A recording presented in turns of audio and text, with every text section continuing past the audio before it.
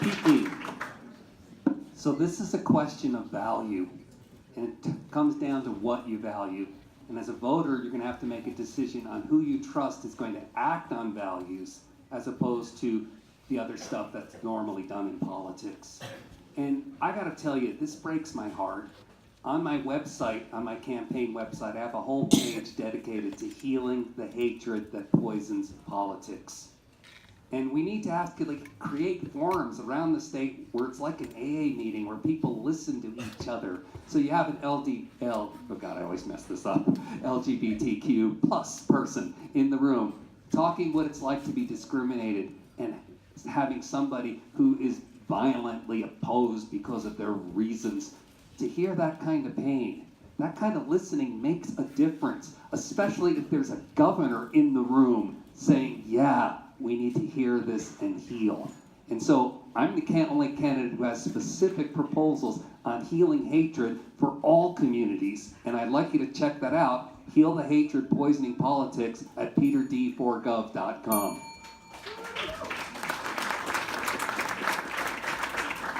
So when I began, I told you I'd be a different candidate than the other people up here because of experience. And I want to tell you, I was very proud to vote for the New Mexico Human Rights Act, where we added the protections for all peoples, including LGBTQ. And that record goes back a very long time. And so you don't have to take my word for where I stand or what I believe, but I've taken the vote, and I did so at a time when it took some courage to do so, because New Mexico was a leader among all countries. Among all states. I want to tell you that I told you I was a chili farmer from southern New Mexico, but I'm also an attorney. And in my law practice, I'm proud to say I have fought the largest corporations in the world here in New Mexico and won. I'm a fighter, and I believe in the law, and I believe in laws like our New Mexico Human Rights Act, which give people the right to fight for their rights that we establish in the legislature. And so as an attorney, that's what I do for a living. I make the opportunity available to people that are harmed and wronged and discriminated against, and give them access to the court. And that's the way we change people's conduct and behavior sometimes as attorneys. And I'm proud to be able to be part of that and to have a history of always supporting these rights and fighting for them successfully. Thank you. From Emma Harrison, also on the subject of human rights, and as Hillary Clinton once said, women's rights are human rights. What is your policy towards abortion? I believe in protecting women's rights, women's healthcare rights, and women's issues. And as your governor, that's what I'll do. I have very strong 3 sisters and a beautiful mother that you might know. And I was brought up to respect and to defend everybody's rights, specifically women's rights. And I think everybody, all of us up here would agree that we would all protect the healthcare and the freedom of women's choice and healthcare for women's issues on this topic.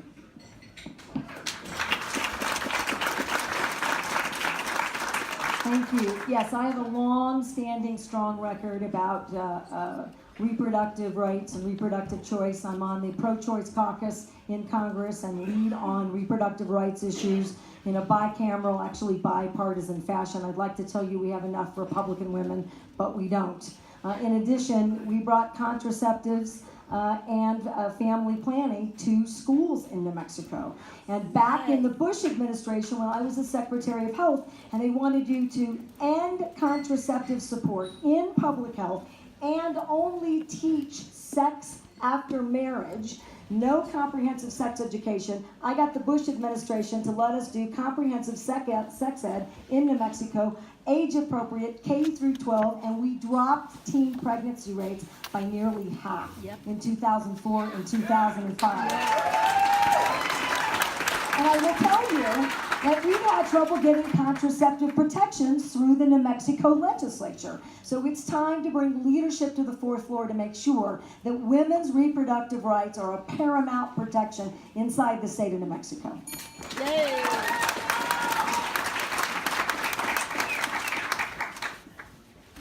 So the reality is, we're all Democrats, and I believe on this issue we all agree. Do you want the government in your bedroom? Do you want the government to tell you who you can have sex with and how? Do you want the government to tell you what's going to happen to your child or not? What's going to happen to your body or not? We all agree on that. So rather than just go on about that, I want to talk about some of the specific things I want to do to advance women. One of the things is we must start teaching consent in elementary school. No means no. Maybe means no. Drug or alcohol means no. We need to start teaching that. We need to carry this through so we start to protect women's rights throughout life. We need to pass a law that bans asking what you earned previously in your other jobs, because it keeps women lower because they previously learned lower. We need to have paycheck transparency. Any business that does business with the government of Mexico must have paycheck transparency, or we don't want to deal with you.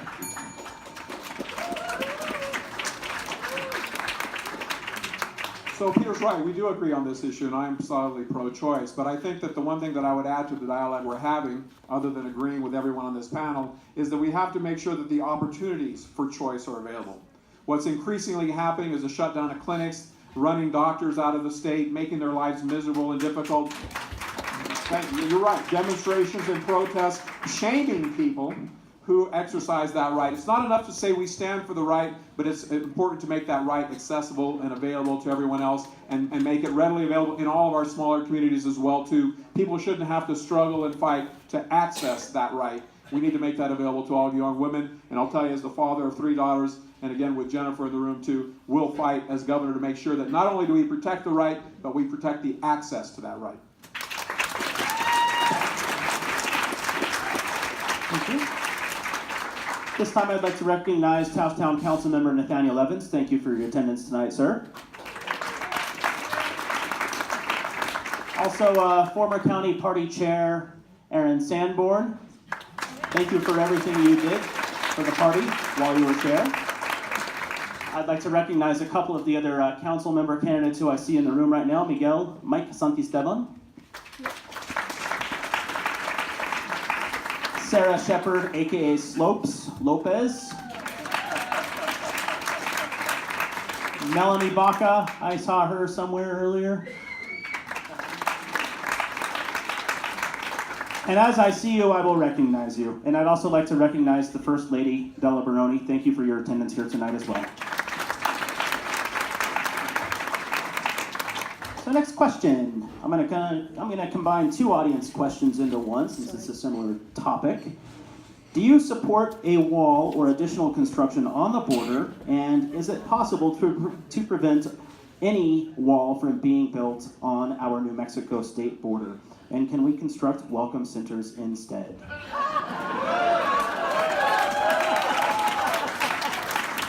Jack, hey folks, how about work visas? Bottom line is we need no wall, and I think all of us will agree up here that we'll defend every New Mexico rights to not build a wall. And I agree with Bill McCamley what they're trying to do. As your governor, I will not allow a wall to be built on state land. It's that easy. By the way, immigration is part of our culture. That's how we started as a country. That's how we are as New Mexicans. That's who we are. And there's no way we're going to deport or get rid of DACA kids or any other kids. And as your governor, we will defend that 100%. And in fact, we have to give them opportunities and trade with Mexico. The largest trade partner in Colorado is Mexico. We need to start having conversations with our southern brothers and sisters in our other countries and work together to create jobs, economic jobs, and trade, and stop talking about walls. Let's stop talking about walls. Let's start talking about how we can invest together, coordinate together, and grow our economies together.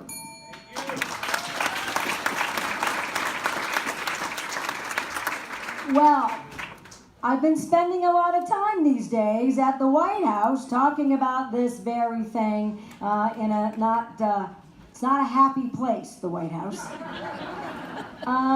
I'm against the wall. I was against the wall for the Trump campaign. I will always be against the Trump wall. $20 billion of your federal tax money could be used in so many more productive economic ways that would build an economy that's meaningful and fair for everyone and would really make a difference, particularly in infrastructure for New Mexico.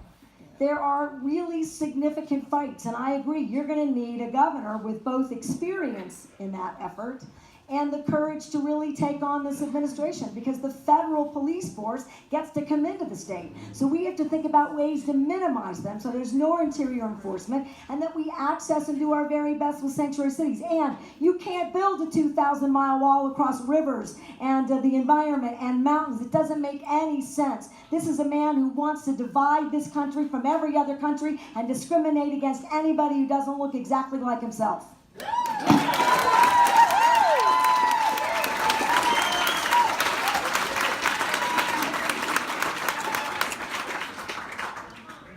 I disagree with the Congresswoman on a lot of things. Corporate money, living wage, healthcare, and 100% renewable energy. But she is a fighter on the immigration issue. Give it up for her. Give it up for her. My dad stowed away from Italy to come to this country. He then married my mother, who was another illegal immigrant, waited for her to get citizenship, and then went to Cuba to enter the country legally. I'm the generation of dreamers prior to this one. I grew up being called a wop and a dago and a grease, and I guarantee you that the first thing I do upon being sworn in, before I give any speeches or thank yous, the first thing I do will sign a resolution, or excuse me, an executive order declaring New Mexico a sanctuary state. I'm serious about this.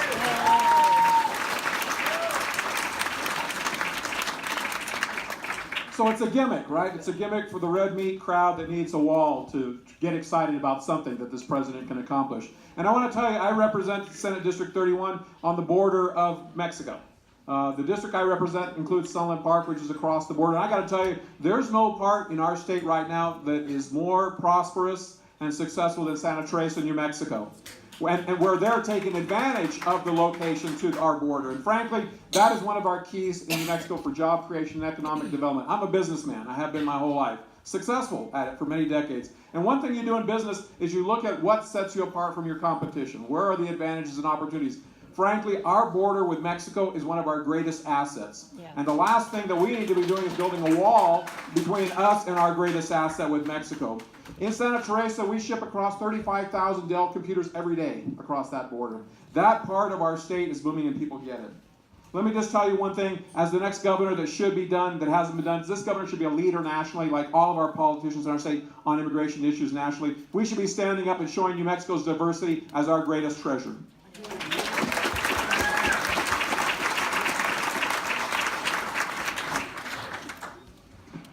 Thank you, hit it on the head, all of you, and it's okay to disagree sometimes. You know, feel free to disagree with each other throughout the course of the night. I think we're kind of hoping for that at some point. Tough questions, we will. No, we were told we can't. We were told we have to only answer the question. All right. Sure, a lot of us disagree on a lot of things at this table. So, most of us here are immigrants, but this next question pertains to our indigenous people. How will you assist Native American communities, and in what ways? I've been going around talking to our governors, our presidents, our vice presidents, our lieutenant governors. There's one thing this governor doesn't do, and there's one thing we don't do. It's called collaborate. Folks, between our funds and our pueblos and our tribes, and between our endowments, we are not a poor state. We sit on billions and billions of dollars. And 27% of our kids live in poverty. So we're going to collaborate with our brothers and sisters and our pueblos and our tribes. I've already talked to many of them. And we're going to start investing together back here in New Mexico into schools, into infrastructure, into broadband. And we have tons of support with our Native brothers and sisters. It's time we start collaborating together. Whether you're 15th generation like me, or you just moved here. It's time we start working together and stop dividing and stop fighting. And that's exactly what we do in our state. And we sit on billions of dollars, and it is this easy. We just have to invest it back in New Mexico and stop investing into Wall Street. We're not taking money out. We're just investing back into you.